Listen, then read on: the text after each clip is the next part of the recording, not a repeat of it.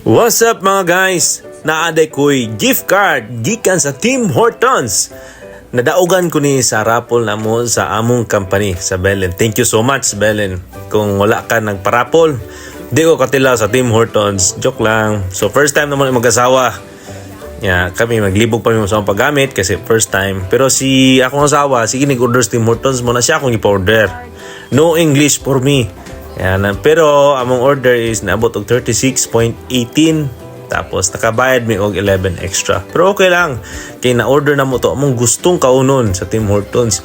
Barato ra man si Tim Hortons guys. Katong nagpuyo diri sa North America, barato ra siya.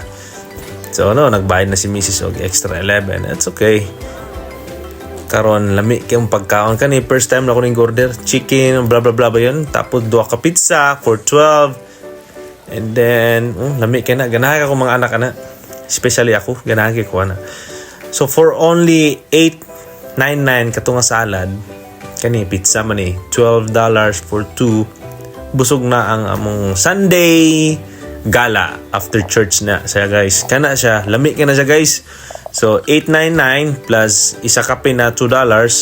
So, roughly naka $11. Busog na imong adlaw. So, diskarte lang yun diri sa Canada guys. Healthy pa ang imong gikaon.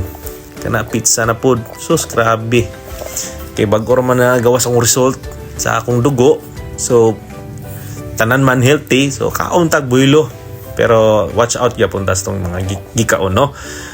So, kana akong bunso among gipatilaw tong kana nga pagkaon nanay sa rice, tomato, cucumber ba to? O kanang sagbot. Lami kay siya. Chicken ang meat niya. So, lami kayo. Tanawang baba sa anak ko. Kuti-kulib lang. So, salamat!